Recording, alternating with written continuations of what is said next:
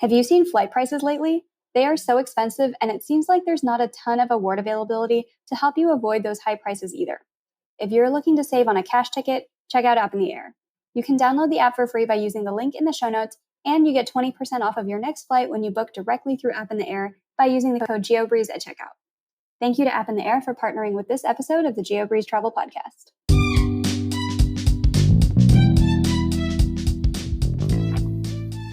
Welcome to the Geobreeze Travel Podcast, a show for anyone wanting to level up their travel hacking lifestyle. I'm your host, Julia Menez. I'm a travel hacker, coach, speaker, Filipino-American ENTJ who loves solid travel gear and using shortcuts on spreadsheets. On this show, I'm on a mission to bring you travel hackers from all walks of life to help you level up your travel hacking game. We dive into credit cards, miles, points, strategy, mindset, and the secrets behind how to travel the world for next to no cost. So let's get hacking. I use two different sites. One is called flightconnections.com, and it's a really cool site. You just put in any airport code and it shows you all of the direct flights from that particular airport. So that can be helpful for me as I think about, is there a hub nearby that I can use to travel to? And then another one that I used to use is called miles.biz. And that is there's many of these tools, but essentially you can put in an origin and a destination, and it tells you how much different programs charge for that route. Sometimes you can find sweet spots that way. Hey there, points people. You just heard a clip from Sanjay Sharma of Sanjay One. Sanjay is the head of product at PointMe, where he leads the development of products that are helping thousands of people travel better with points. Sanjay himself has used points to travel to over 150 countries. In this episode, Sanjay and I discuss some of the main challenges that people have when they search for good flight award availability, how to save points when you book flights, and some of the ways that PointMe makes all of this much easier than it has been in the past. If you're interested in PointMe, I have a link to it for you in the show notes as well. One of the great things about PointMe is that you can actually filter results by the type of points that you have, whether it's Chase, Amex, Citi, Capital One, Bilt, or something else. Having a variety of cards that work with multiple transfer partners is a key strategy for when you are leveling up your award travel game.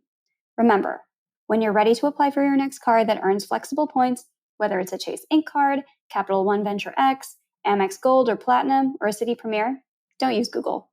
Always ask your friends or favorite creators if they have a referral or affiliate link that you can use. If you are interested in supporting this show when you apply for your next card, check out geobreezetravel.com/cards, and I have a link to that in the show notes for you as well. And now, on with the show. Hey, Sanjay, welcome to the Geobreeze Travel Podcast. Hey, Julia. It's great to be here.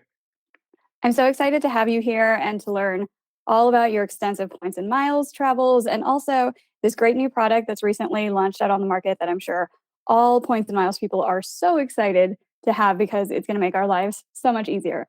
But before we get into all of that, tell us a little bit about your background and how did you get into the game of points and miles? Sure, of course. So I think my entry point into the world of points and miles is probably very similar to a lot of people. I was early in my career and wanted to travel more, but didn't have the funds to do so. And I started sort of reading blogs and so on. And I was particularly struck by one particular content creator, Chris Gillibow. And at the time, he was writing about his own quest to travel to every country in the world. And he talked a lot about how he did it with points and miles. And that's really kind of what got me intrigued. And I started experimenting. And it's been 15 years and traveled almost exclusively on points and miles since. What were some of the first cards that you got back in the day when you were like, I need to try this? I think back then it was the American Express Starwood card, which was a great card at one point, the Chase Sapphire Preferred, and the Chase Ink as well when they had the 5X on office supplies. They still have that on the Chase Ink Business Cash, They do. Right? Yeah. They do, yeah. What were some of the first redemptions that you took when you got these cards back in the day? Was there something that you were trying to save up for at the very beginning where you were like, oh, I can't even do like this small vacation on my budget, so I want to do points and miles for that? Or was it just grab all the points and miles that you can so you can do pretty much everything that Chris Gillibow did? Yeah, so the other thing that he kind of inspired me to do is to actually set goals around my travel. And he was going for every country in the world. I thought that was, totally out of the question. But I set a personal goal for myself to travel to 50 countries by the time I turned 30. And so my approach to miles and points was to kind of constantly be accumulating them, but also constantly be redeeming them every chance I got a chance to travel. So I think my initial few redemptions were probably some pretty poor value ones, like domestic flights, within the US. But as I learned, I started getting a little savvier, a little bolder. I'd say probably the redemption that's most memorable, like my first big redemption, was on Singapore Air. I managed to snag a seat from San Francisco to Hong Kong via Singapore in first class. And this is in their old 747. So you're kind of at the nose of the plane and they serve lobster. And it was the first time I've ever been on a flight and wished it would just not end. And that kind of got me hooked, and I've been doing it ever since. Were you earning most of your points just by turning cards, which was a lot more available back in the day, or did you have another way that you liked to earn your points and miles? Yeah, there's a couple of ways. So definitely probably primarily from signing up for cards and churning them. I also used to travel a little bit for work at the time. So that, and I would not just earn the base miles, but I would make sure to like take advantage of any promotions or, potentially take flights with more connections just to make that work. And then I also actually got other people involved. I think that's something that's really helpful. So my parents, for instance, I got them kind of intrigued by points and miles, kind of showed them how to do it. And they actually had a small business. And so I sort of showed them how to put all their shipping costs on a credit card, which just quickly generates a lot of points. So that helped fund a lot of family trips for us. It's a combination of different strategies. Yeah, that's awesome. If you know somebody who owns a store or a restaurant or anything Yeah, where there's a that's the best. lot of cash flow and inventory going through, that Yep. is prime use case for Yeah, getting these business cards. That's really what it's totally. meant for. It's not really meant for all of us who For me, run to yeah. Staples and get 5X on not really office supplies. It's actually meant Yeah. for people who have restaurants and stores. So if you have Yeah. anybody in your life like that, definitely recommend that they get these cards because it will fund so many Yeah. vacations. Or online advertising. That's the other big one that you can earn accelerated spend on. So Absolutely. I think one of my future goals one day is to write an ebook or launch a course and then just dump ad money into it and then make just enough from the ebook or course where it covers the ad spend and I love I get it. to keep all the points. That's down the road for Geobreeze Travel's That's awesome. product A great roadmap. idea. Yeah. Love it.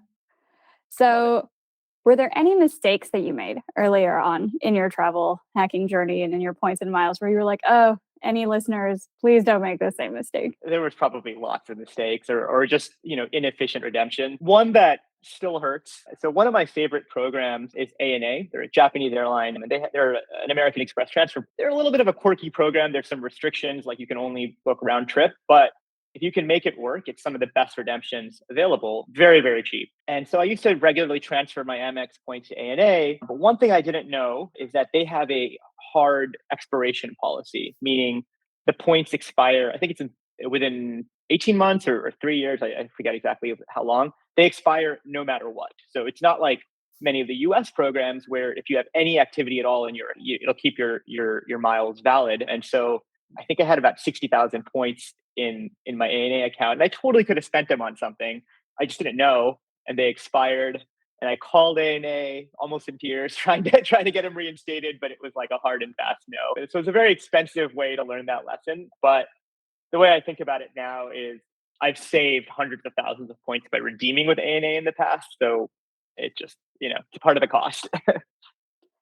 How did you have the points in there? Did you have to cancel a flight? Because normally I will only put points into ANA right before I'm about to redeem a flight. So did you have 60,000 points in that account? Yeah, I usually am the same way. I think I had at some point canceled a flight, and so I had the miles reinstated. The other thing with ANA that's is a little tricky is the transfer time to ANA can sometimes take up to 2 days, and so I do find it helpful to have points stashed with them for, if you're trying to grab some award seats and you're not sure how they're going to last, you can't really wait for a transfer. And I use the program regularly enough that, I'm comfortable leaving points there, but, I wouldn't put too many points in there if not just because of the expiration policy, but just because they could devalue at any moment or change their rules or anything like that. So. Expiring points are the worst. I think my worst points expiring story isn't even with an airline or a hotel or anything. There's this silly app that people on my Instagram have seen me talk about called Fetch, where all you have to do is take a picture of your grocery receipt and then they'll give you Mhm. points. And it's just like $1 or 50 cents here or there. And then you'll get like $2 for referring somebody. So it's normally just a very small amount of points that shouldn't matter. So then Sure. I put this on my website, got like 300 people to sign up using my link. So I had about $700 in there. And to keep your stuff active, all you have to do is take a photo of a receipt every 90 days. And I just Oh forgot no. about it. And I thought the referrals counted as activity in or out of my account. Yeah. $700 of gift card stuff. Yeah. It Ugh, hurts. just gone. It hurts. It hurts. If you have Fetch, take photos of your receipts at least Yes. once a month. You'll never forget that lesson. Oh yeah. Now I'm back up to like 18 or $20 in that account. I'm just gonna cash out at 25. Just keep getting $25 gift cards. There you Yeah. go. Yeah. So when you were traveling to these 150 countries that you've been to, do you normally how do you structure your itineraries? Are you hitting more than one country usually per trip, or have you gone on 150 different trips to get all of these? Definitely try to combine countries when possible. And this is actually where sometimes points and miles is it can be really advantageous because with points and miles, you often have the flexibility to do lots of one-way flights, which makes it a lot easier to get from country to country. You can do stopovers, which I'll often take advantage of, or open jaws, where you fly into one country and back from another. So all that flexibility has helped me travel to. It's actually 164 countries if we're counting. But the other thing I actually try to do is I look at interesting routes that are maybe a little unexpected. Um, so like for instance, last year I went to Uzbekistan and I to get there, I decided like what's along the way that could potentially be a great redemption. And so what I did is I Delta has a series of non-stops to Africa. So I booked, I think it was like 60,000 points in business class direct from New York to Dakar in Senegal. And then I visited Senegal for a couple of days and then hopped on some promo Emirates deal to Uzbekistan. And so, most people don't combine Senegal and Uzbekistan, but with points and mile, it kind of makes sense. And so I try to do things like that so I can quickly visit or so that I can, visit more countries. And now I am actually going for all of them. So Nice. yeah. What are some of your favorite airline programs for stopovers and open jaws and combining these different countries if somebody wanted to do something similar? Yeah, Aeroplan is fantastic. They usually charge a little bit more than maybe some of the other programs like Life Miles or even United in some cases, but they give you so much flexibility. If you want to change a ticket, it's very affordable. They allow stopovers for just an additional 5,000 points, and that's on one-way tickets, which is incredible. And open jaws are a little bit less relevant than they used to be because you can do one ways. But ANA, actually another good example, allows open. They're a program that requires round trip redemptions, and they allow open jaws. They also allow you, I think, two stopovers in each direction, if I remember correctly. So you can do a lot with that if you can find flights that work for you. Yeah, those ANA routes can be crazy good, especially if you're flying through Japan into Asia anyway, Yeah, then your route's probably going to go through there and they'll give you a free stopover. You could do yeah. an around the world thing and have like Which I 8 did. stops. Yeah, I did it around the world, and it was using ANA. I sound like an ad for ANA, but I visited 14 different countries over the course of 3 months, and it was 145,000 points, all business. Got to fly Asiana, Singapore, Ethiopian, like all these great airlines, and you know what a deal! Like 145,000 points.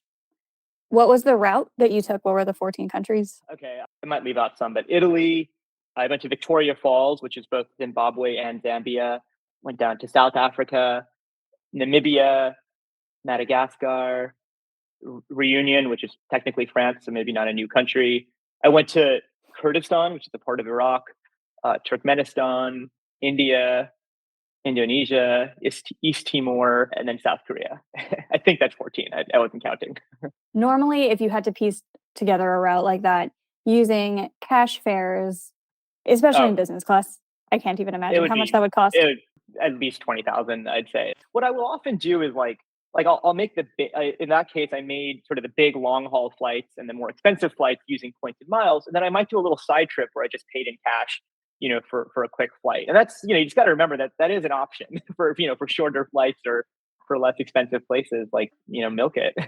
If you are listening to this episode thinking, I wish I could travel like this, but I don't know where to start, I offer free credit card consultations by email at geobreezetravel.com/consultations. Additionally, I host a masterclass and group coaching session each month through the Patreon. We've also added a new Patreon feature. Once you've been in the Patreon for 12 consecutive months, I will gift you a vacation voucher to the city of your choice. I've also added an option to sign up for an annual membership. With this option, you will get 2 free masterclasses each year, and you'll get your vacation package voucher upfront.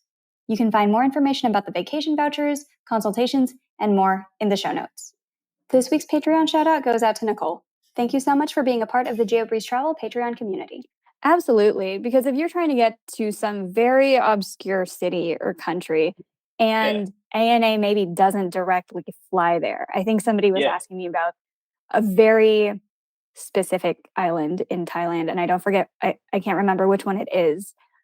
But they were like, oh, like it's going to be so expensive to get to this one specific island. I'm like, but it's really cheap to get to Bangkok using these points and miles tricks and then just pay the $100 or whatever it is to fly from Bangkok to that island.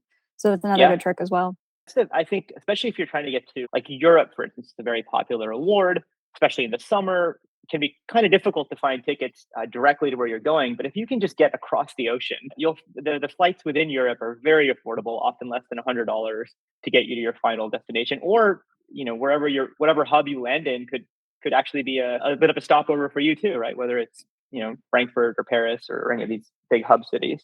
Especially if it's something that's well connected by train. A lot of people ask about best ways to get to London. And if you're in the Houston area, you can fly that Singapore flight from Houston to Manchester. And then people are like, oh, but how do I get from Manchester to London? You've already figured out the hard part at that point. Yeah. Manchester to London is 2-hour train. Maybe the hard part is done. Yeah, that's very true. Cool. Any other good routing options that you like other than Aeroplan and ANA? Well, I do like Alaska a lot. They have a lot of flexibility in their program, but it's just so hard to earn Alaska points that I've never extensively used the program. In terms of flexibility, I'd say those are good ones. United can sometimes be useful with their excursionist perk. I use that. I did the United Island Hopper a couple of years ago, which goes from Hawaii to Micronesia. And the excursionist perk was perfect for that because it allowed me to visit, I think, 4 different islands on one award ticket. I think we spent about 30,000 points, which is really good. That was an economy, but the island hopper is notoriously really expensive. Like it probably saved me about $1,000. So they can sometimes be useful. Yeah, I'd say those are, I guess, the ones that I primarily use.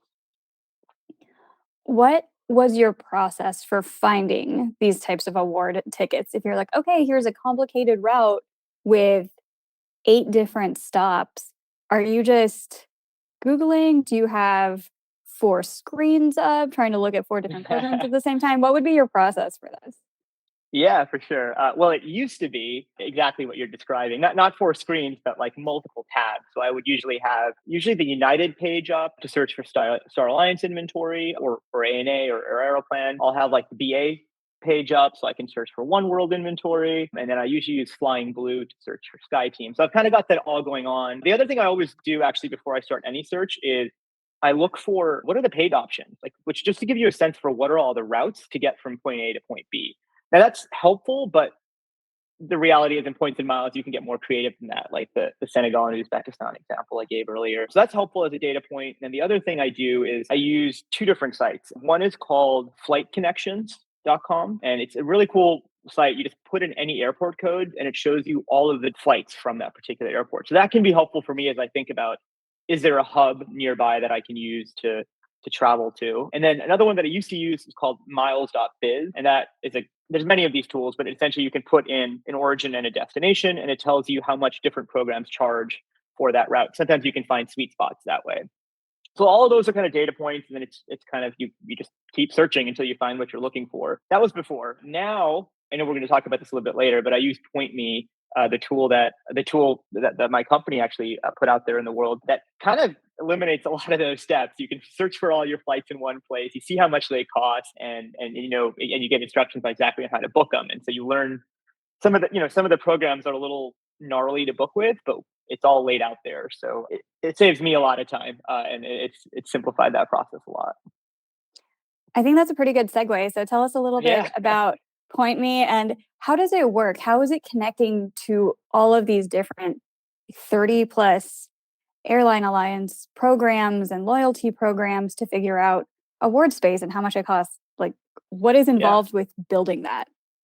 A lot of work and a very, very talented team. So yeah, Point Me, as you can tell, I'm very proud of it. So we just launched a couple of weeks ago, and it's a tool to help people find award flights. And our mission, our goal is to help everyone travel kind of the way I have for the last couple of years, right? So where you can travel on points and miles, save a ton of money, find these great deals, try these incredible premium products out there. So we've designed it. It looks like any other flight search tool. It looks like Google Flights or Kayak, and you can search for your preferred flight and class of service. And like you said, we'll search across 30 different programs. You don't have to have all those tabs open anymore. We'll do all that searching for you. It takes about 90 seconds to search all of those programs. And because of the power of airline alliances and airline partnerships, searching across 30 programs really means that you're searching across inventory, or you could potentially fly on, I think it's 110 or more airlines. So that's pretty much any airline that you're gonna want to fly. So we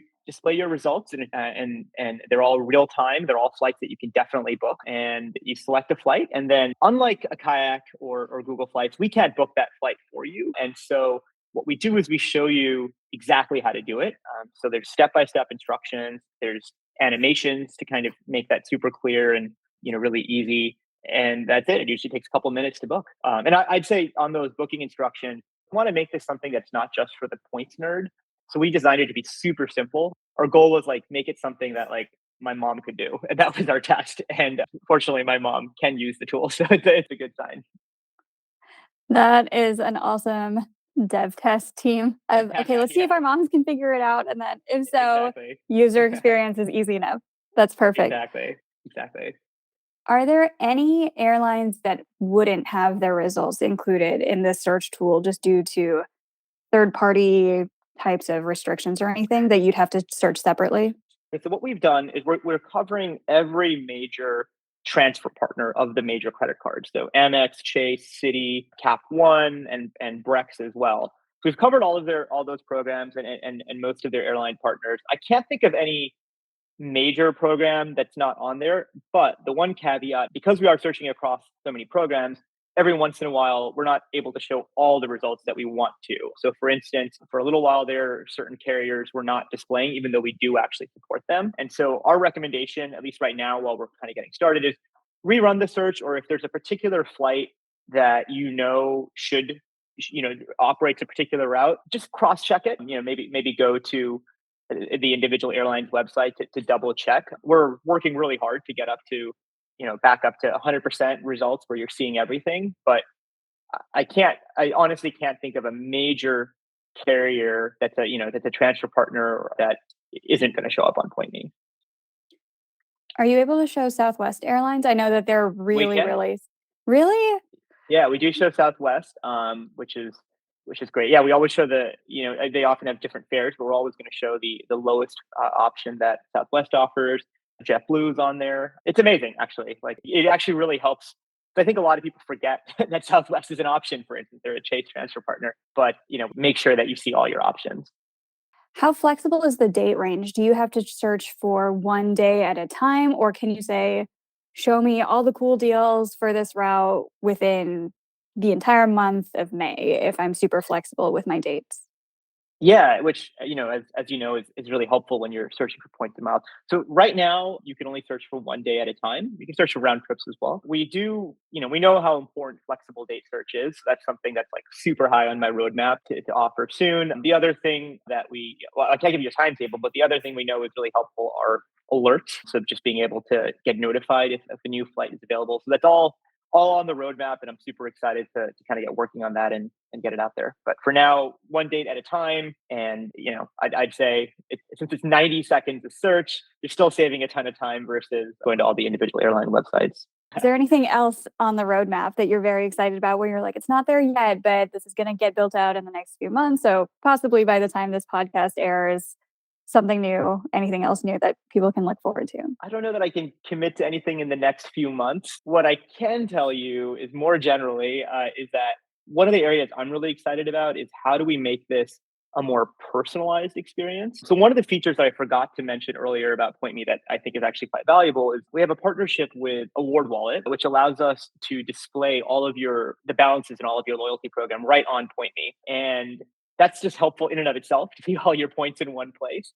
You can also manually enter programs if you don't want to use a word wallet for any reason. But we can also actually filter your flight results for only those that you can actually book. And so that's a feature that already exists. But we really want to take that further in the coming months. And for instance, take into account the number of points you have in making recommendations. Or if we happen to see that you have points already with an airline, like I did with ANA from that story earlier, we might make a recommendation to go ahead and use those points, even though you could spend fewer points by transferring, Amex or Chase points or Cap One points. So we'll start to make really more personalized recommendations with whatever you choose to share with us.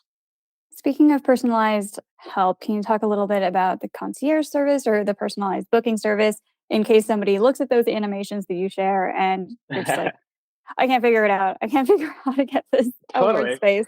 That's something that actually has been in business for over a decade. It's kind of our bread and butter. And that really is a service where an expert travel hacker who's redeemed hundreds of thousands of points before can work with you one on one to find great flights. We've got a team of 55 people, and it's truly a one on one thing. So you'll be emailing back and forth. You'll share where do you want to go, what points do you have, and they'll find great availability, and then they'll typically actually help you with every step of the process, or just do it for you. Well, they'll transfer the points, they'll book the flight, they'll even help select your seats and make recommendations on like where is the best seat on this plane, or what aircraft would be the best one to experience. So that service is very much still available, and you can either book directly with a concierge. We have something called a full service offer where you tell us all those data points and we book for you. The other option is a bit of a hybrid. If you find a flight on Point Me, and one of the things that we do is we make it really clear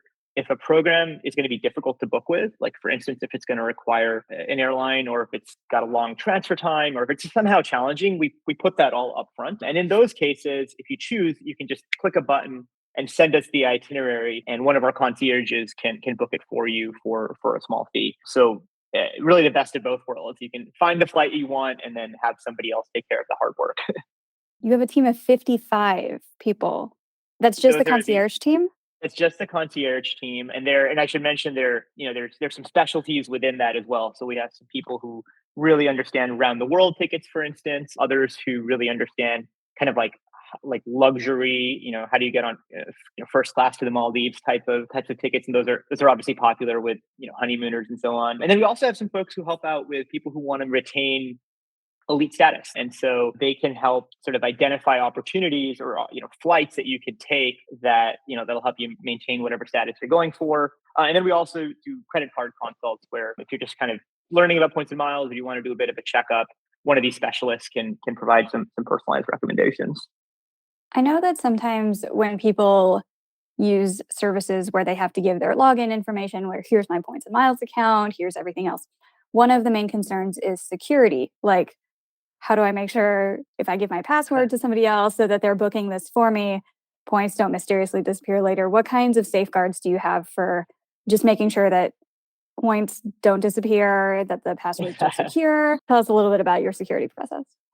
Yeah, absolutely. So there's really two ways, I guess, that we would touch points and miles login information. So one I mentioned earlier is we do just, if you choose to, you can have all your points and miles balances on our site, and that's really done via our partnership with Award Wallet, and they've got security safeguards in place to make sure that data is being securely stored and accessed and safeguarded. But despite that, we also want to give users options. And so if for whatever reason you don't want to use a Ward wallet and you don't want to automate that process, you can just manually put in not your login details, but just the fact that you have an account with, let's say, Delta or Citi, and you can choose to put in your points balance, or you can choose not to. It's completely up to up to you. But you still get the same functionality where we're going to help filter your results for the programs that you currently have. As for our concierge team, one of the things that they typically do is when it comes to points transfers, while they can help and do that directly, they'd much rather give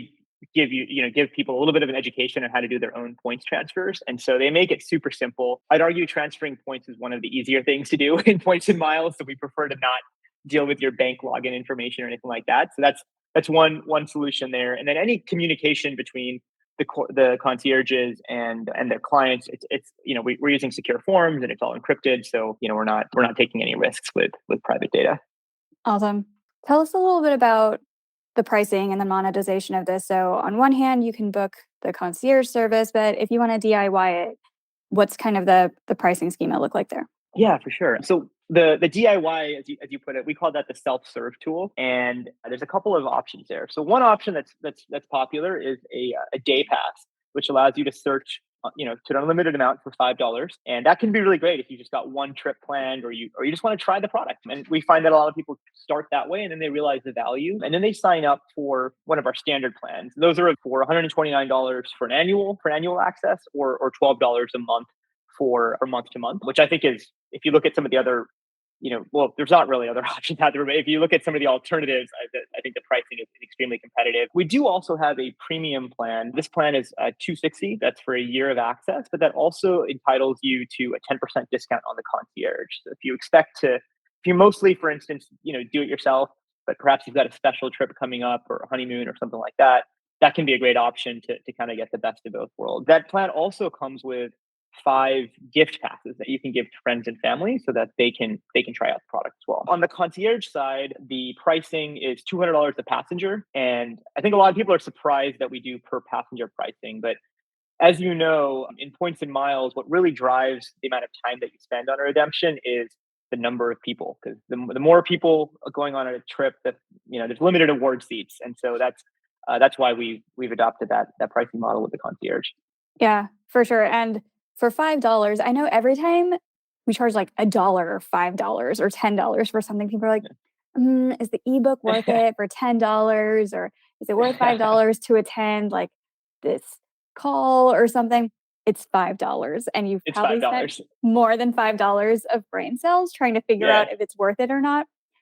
And I, I really struggle with people who are like, I would rather spend 4 or 5 hours searching for this for myself rather than paying $5 for some Yeah. website to just tell me the answer. Yeah.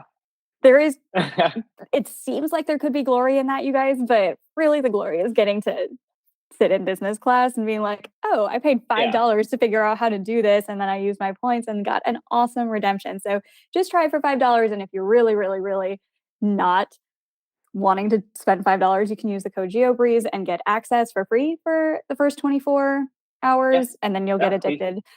And then you spend $5 there, especially for anybody who listens to this. I know a lot of people who are points bloggers or have their own concierge services listen to this podcast as well. Definitely use it as a business expense. It'll save you so much time on clients. It saves me so much time searching for stuff for my clients, just having access to this tool. So it's pretty amazing what you guys have been able to build and aggregate all in one spot so that we don't have to have 15 different tabs open and then Yes. ghost space. Oh, let's talk a little bit about ghost award space. Does that ever happen where it seems to have award space, but then you transfer your points over and then suddenly American Airlines lied to you and they don't actually have that seat available? Does that happen, and how do you approach that?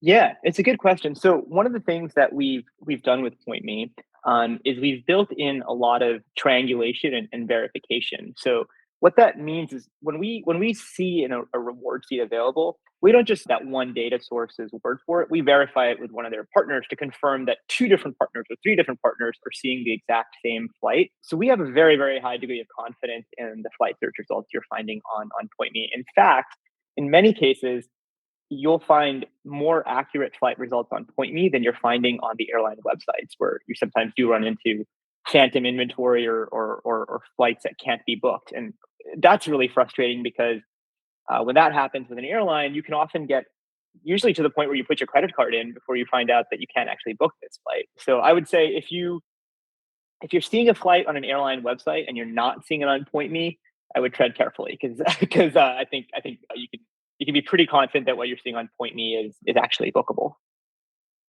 That is really good to know. I've just heard so Yeah, many horror stories from people where they said, I and then know. I transferred 120,000 points and I can't I get them know. back into my Amex account. It's such a sad Yeah. story. Are there any of those other common things where, like, it's not the fault of the person, like, it showed on American Airlines website or something? Are there any of those other use cases where you guys have said, "We have a solution for this with Point Me, and now you're not gonna run into this problem anymore?" Yeah, well, there's a lot. There's a lot of things like that that, I think when you've got a lot of experience and expertise, you know to avoid. And so one thing we've developed is something we call the point me pick. And what this is essentially we've taken our years and years of experience in points and miles and turned it into an algorithm. And we use that algorithm to actually sort the flight search results. So we'll take into account, for instance, things like, well, in addition to, of course, the price and whether the flight has connection or the itinerary has connections and stuff, we'll also take into account, is the program that you're going to be booking with an easy to use one? Is it easy to make changes? How, do you have to jump on the phone to make this particular reservation? And so, but by taking that into account, every once in a while on Point Me, if you choose to take a look at the Point Me picks, you're going to see us recommending something that might cost a few thousand more points than another option that you see there. But we're doing that because we know that, hey, like if you book with this particular program, you're gonna have a much better experience, and it's probably worth it to you to spend those extra points. And one of the dimensions that's in there actually is exactly what we just talked about. Worst case, if you have to cancel this flight and your points are now stuck with this booking program, is this a program that you're going to want your points with? Is it a program that you're going to use again in the future? And that's all taken into account. So we're going to kind of steer you towards, I think, the better known programs that are easy to use, that you're gonna be glad you used.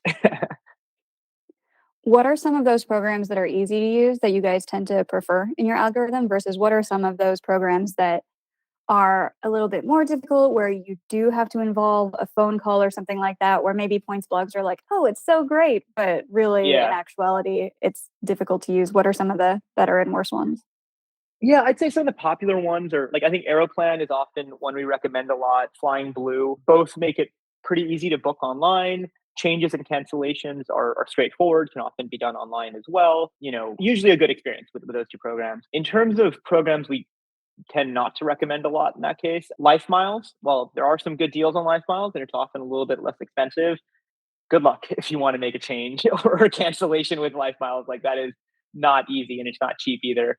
You often have to get on the phone. Ideally, Spanish. Like it's not something we recommend. So yeah, I think that's an example. What else? American comes up as a program that we do like, but the challenge there, of course, is that there aren't any transfer partners, and so we'll show those results and we'll make it clear like how to book flights for them. Any other cool aspects of Point Me that you'd like to point out that we did not cover already? No, I think I mean, I just, hopefully what, your listeners are excited about is just how comprehensive and how quick the service is. And I hope they'll come check us out. And as we're kind of wrapping up here, what would you say is your number one piece of points and miles advice that you have come up with in the last 15 years of using points and miles extensively to travel in so many different directions to so many different countries? I think for me, it's honestly just remembering that at the end of the day, points and miles are a means to an end, and that end is travel. And I know for some that's it's different, but I try to keep that in mind, and especially when it comes to the idea of the value of a point. That's something that's discussed a lot, and it's an important conversation. But it's worth remembering that the value is totally subjective to what's important to you. And so if that means sometimes redeeming for less than 2 cents a mile, or you know splurging on something that you might otherwise not, like, go for it. It's a means to an end. If the points are delivering on that, then just don't get too obsessed or stressed about always maximizing every cent, because that can that can get not fun. I absolutely agree with you. Whereas, especially people who are just starting out who are like, I can't find any award space. This tool is great for you of just figuring out how to do a redemption. It doesn't have to be 20 cents per point. But in Yeah. case this last 2 minutes is going in one ear and out the other for any listeners where they're like, but how do I maximize my points? Does Point Me show some kind of cents per point redemption or anything like that? Or is it just kind of up to you to price it separately on an airline and figure out how many points it takes and then do that Yeah. comparison yourself? Yeah, so we don't do like a cents per mile just because I mean that's first of all really only interesting to kind of the points nerd, but also it can be subjective and it might confuse people. And so we for now are not doing that. But what we are doing is we do show the retail price for tickets and you can actually book those at retail. But that kind of gives you a little bit of a sense for what kind of value you're getting with points and miles. And then like I said earlier, we do have that the point me picks kind of algorithm built in, and that's our view on the value of points are kind of embedded into that algorithm there as well. So we absolutely are giving you a clear recommendation on when you're getting good value, but we don't go down the technical path of like doing lots of math because I think it's more likely to confuse than clarify. As somebody whose career has been in math in the actuarial world, it does confuse people, and most people don't want to see all of the behind the scenes math. Yeah, They just want to see the recommendation of here's what you should do. Here's like 3 bullet points on why you should do it. yeah, So yeah, I'm yeah, completely exactly. behind that. Speaking of Awesome. great advice, can you give a shout out to 1 or 2 people on the internet that listeners should follow for awesome points and miles tips? Well, I mentioned Chris Guillebeau earlier, and he doesn't do as much points and miles, so I'd say, but I still think worth following.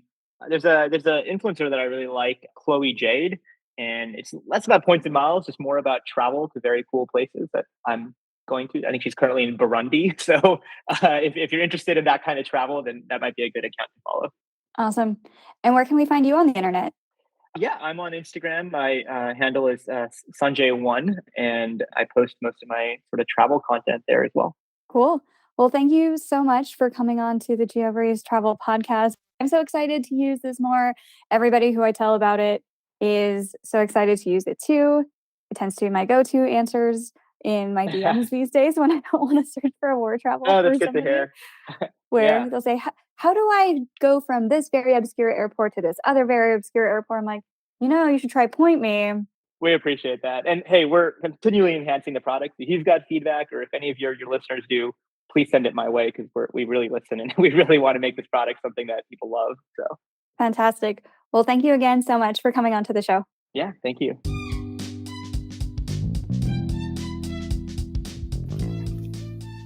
Thank you so much for listening to today's episode of the Geobreeze Travel Podcast. If any of the cards mentioned in today's episode piqued your interest, please check out the links in the show notes for more information on any of the cards. Also, if you apply for a card using the links on that page, I may receive a commission too, so please and thank you. P.S. I hear the links work better in Internet Explorer or Safari, and sometimes the credit card applications tend to glitch out in Chrome. Additionally, it would mean the world to me if you could subscribe to this podcast, leave a 5-star review, and share it with a friend. And if you would like to make even more travel hacking friends, please sign up for the Patreon to access our monthly masterclass hangouts. We dive deep into a particular points program each month, and you'll get to ask all of your travel hacking questions and enjoy being around other people who enjoy points and miles just as much as you and I do. If you would like an invite to the next one, head over to geobreezetravel.com/hangouts to sign up to be on the invite list. Take care and happy travels!